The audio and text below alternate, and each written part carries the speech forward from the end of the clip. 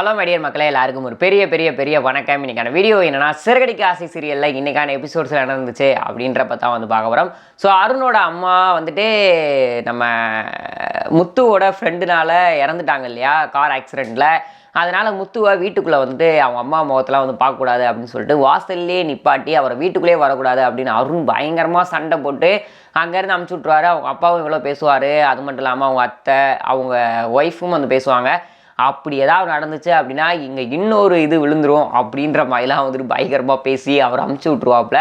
So அதுக்கப்புறம் அங்கே வீட்டில் உட்காந்து விஜயாவுமே பயங்கரமாக பேசிக்கிட்டு இருப்பாங்க.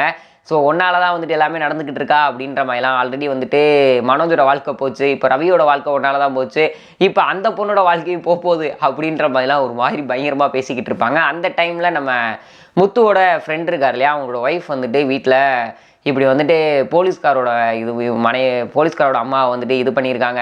ஸோ அதனால் ஜாமீன்லாம் கிடைக்காதுன்னு சொல்கிறாங்கங்க, நீங்கள் ஏதாவது பார்த்து ஹெல்ப் பண்ணுங்கள் அப்படின்ற மாதிரி முத்துகிட்ட கேட்பாங்க. அதெல்லாம் நீங்கள் கேட்கவே தேவையில்ல, அவன் என் ஃப்ரெண்டு, நான் கண்டிப்பாக ஹெல்ப் பண்ணுவேன் அப்படின்ற மாதிரி சொல்லி அனுப்பிச்சிருவார்.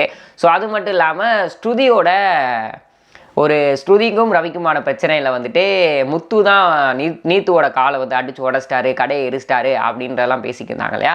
இப்போ அது யார் பண்ணியிருக்கா அப்படின்னா நம்ம பழகுரலோட அப்பா தான் பண்ணியிருந்திருப்பார். ஸோ அதனால் அது அவங்களும் கேட்டுட்டு ரவிக்கு டெக்ஸ்ட் பண்ணிடுவாங்க, இதெல்லாம் பண்ணது என் அப்பா தான் அப்படின்னு சொல்லிட்டு.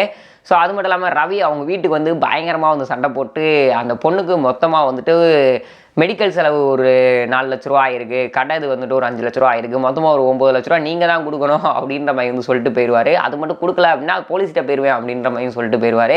ஸோ இன்றைக்கான எபிசோட்ஸில் இந்த ஒரு விஷயம் தான் நடந்துச்சு. ஸோ வீடியோ பார்த்துட்டு இருக்க வியூவர்ஸ் இந்த ஒரு விஷயத்தை பற்றி நீங்கள் என்ன நினைக்கிறீங்க அப்படின்னு கமெண்ட் பாக்ஸில் ஷேர் பண்ணிக்கோங்க.